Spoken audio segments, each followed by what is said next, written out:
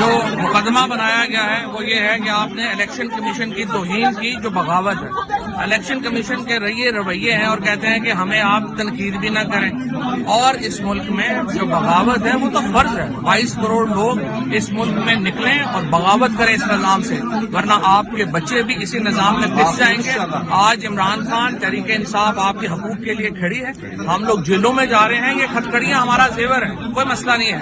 ہم ان کے ساتھ انشاءاللہ تعالیٰ آزمائشوں میں پورا اتریں گے، لیکن یہ عوام کا فرض ہے کہ وہ نکلیں اور اس نظام کو بدلنے کے لیے اپنا حصہ ڈالیں۔ کہہ رہے ہیں کہ بغاوت کی ہے، میں کہہ رہا ہوں 22 کروڑ لوگوں کو بغاوت کرنی چاہیے۔ سر مہربانی کریں نا، نہیں اس پیش ہونا سر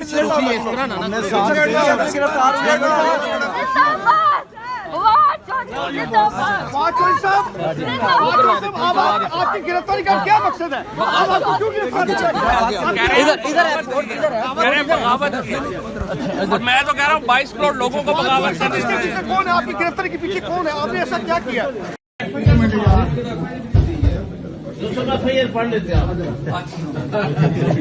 بڑا مجرم ہے تو اخیار آپ کو پتہ ہی ہے بڑے افینس ہوں گے۔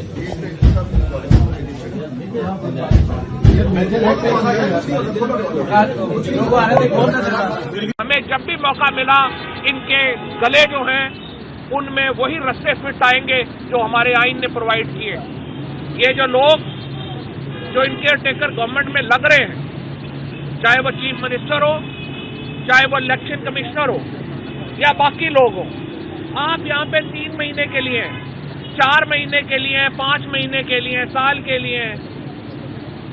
آپ لوگوں کا پیچھا ہم آپ کی اس وقت تک کریں گے جب تک ہم آپ کو قرار واقعی سزا نہ دے دیں۔ پاکستان کے عوام کا یہ قرض ہے ہم پر کہ ہم اس رجیم میں شامل لوگ جو آج پاکستان کے عوام کے ساتھ کھلواڑ کر رہے ہیں ان کو ان کے گھروں تک چھوڑ کے آئیں۔ پاکستان کے عوام اس ظلم کو معاف نہیں کریں گے۔ اب وہ تمام لوگ جو 25 مئی کے واقعات میں ملوث تھے، جنہوں نے انسانی حقوق کی بدترین پامالی کی، ان کو دوبارہ لایا جا رہا ہے۔ آج ہم نے الیکشن کمیشن میں یہ درخواست دی ہے کہ یہ لوگ جو 25 مئی کے واقعات میں براہ راست ملوث تھے ان کو پنجاب میں تعینات نہ کیا جائے۔ اس کے باوجود اگر وہ یہاں پہ تعینات رہے یا تعینات کیے گئے تو ہم الیکشن کمیشن اور ان کے ممبران کو، ان کے خاندانوں کو اور یہ جو لوگ ہیں ان کو وارن کرتے ہیں کہ اگر ہمارے ساتھ زیادتیوں کا سلسلہ ہوا، یہ زیادتیوں کا سلسلہ آپ کو واپس پے کرنا پڑے گا۔ یہ بات واضح طور پہ اپنے پاس لکھ لیں۔ ہم نے بڑا صبر کیا ہے، ہم نے بڑی احتیاط کی ہے، لیکن یہ معاملہ چلنے کا نہیں ہے۔ اس کے بعد جس طریقے سے آج پاکستان کی پارلیمنٹ چل رہی ہے، پاکستان کی پارلیمنٹ کے اندر اس وقت نیشنل اسمبلی کے اندر 40% نشستیں خالی ہیں۔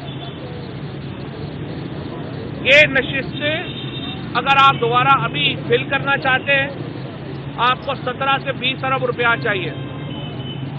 آپ کی پنجاب کی اسمبلی ڈیزالوڈ ہے، آپ کی خیبر پختونخوا کی اسمبلی ڈیزالوڈ ہے۔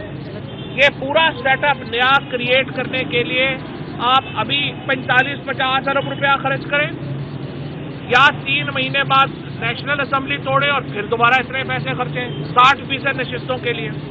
پاکستان میں اس وقت 65% نشستیں خالی ہیں ہمارے ایوانوں میں، 35% نشستیں بنانے کے لیے دوبارہ انتخابات ہونا ناممکن ہے۔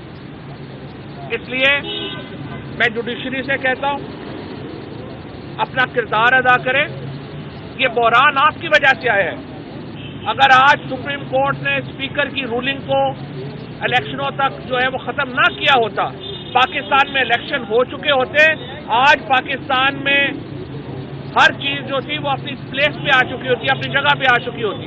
بدقسمتی سے سپریم کورٹ کی رولنگ کی وجہ سے ایک اتنا بڑا سیاسی بحران جو مقدمہ بنایا گیا ہے وہ یہ ہے کہ آپ نے الیکشن کمیشن کی توہین کی جو بغاوت ہے۔ इलेक्शन कमीशन के ये रवैये हैं और कहते हैं कि हमें आप तनकीद भी ना करें।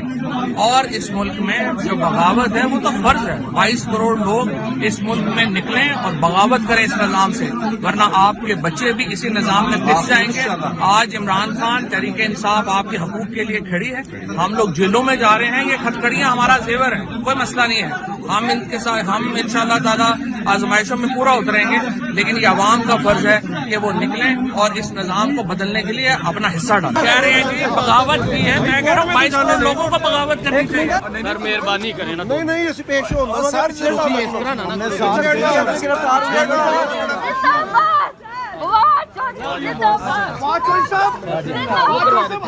आपकी गिरफ्तारी का क्या मकसद है? आप आपको क्यों गिरफ्तार किया?